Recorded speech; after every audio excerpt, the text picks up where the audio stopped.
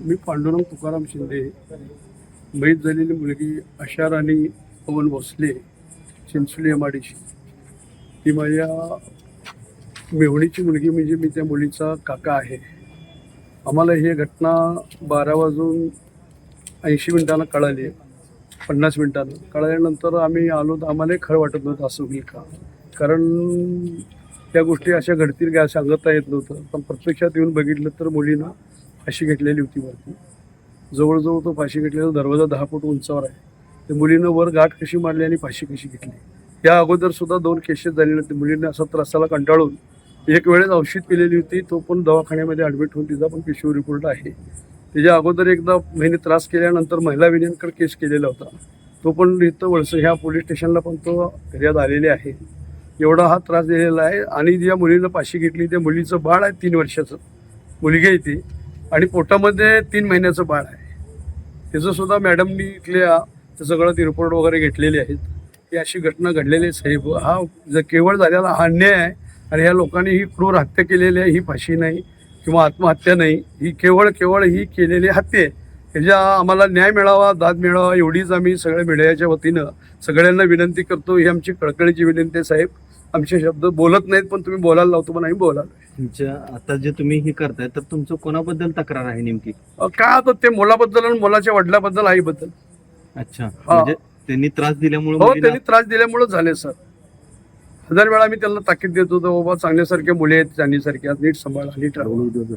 लग्न किती वर्षापूर्वी झालंय? लग्न 5-6 वर्ष झाले सर. आता तुमची पुढची भूमिका काय असेल असं? पुढची भूमिका काय सर, आम्हाला न्याय मिळाला पाहिजे, हीच भूमिका. आमचं काय ते वैरी नाहीत, काय नाहीत, पण आमच्यावर झालेला अन्याय आहे त्याला न्याय मिळावा, हीच आमची हेतू आहे. दुसरा विषय आमचा काही नाही. भांडण झाल्यावर सांगितलं हा, भांडण झालेलं सर. आता सांगावलं की महिला विलेमध्ये तक्रार दिलेली होती, एकदा औषध पिलेली होती मुलीनं याच्या अगोदर, आणि एकदा मोबाईल रेकॉर्डिंग करून मारून आई वडिलांना फोन केला होता, रेकॉर्डर चालूच होता मोबाईलचा. एवढ्यापर्यंत त्यांनी मजल मारलेले सर. अजून काय करावं त्यांनी. पण आता त्याचे आई वडील एकतर रायचूरला राहते, तिकडं लांब, इथून जवळजवळ 500 किलोमीटरवरती. त्या लोकांनी काय ह्यांची दाद घ्यायची. ज्या 5-6 वेळा तर ह्यांच्या केसेस तक्रारी झाल्या, तर लोकांनी मध्यस्थी माणसांनी मिठवी करून तसं तिने पुरी नांदाला पाठवले. मुलीचं नाव काय पूर्ण? मुलीचं नाव आशा राणी पवन भोसले. वय किती असेल त्याचा अंदाज? आता सध्या वय 22 आहे सर. 22 वय आहे. पण लग्न सुद्धा सर असं काय जमवून बिमवून कुणाला नाही सांगून केल्यानंतर थोरली बहीण मोठ्या भावाला दिलेली होती, त्याचं तिने नातं लावून त्या पोरीला पळवून नेऊन सगळ्यांच्या विरोधात लग्न लावून घेतलंय. आणि ती पोरगीचं वय अल्पवय होतं, बालविवाहाचं 17 वर्षाचं असताना विवाह करून घेतलाय.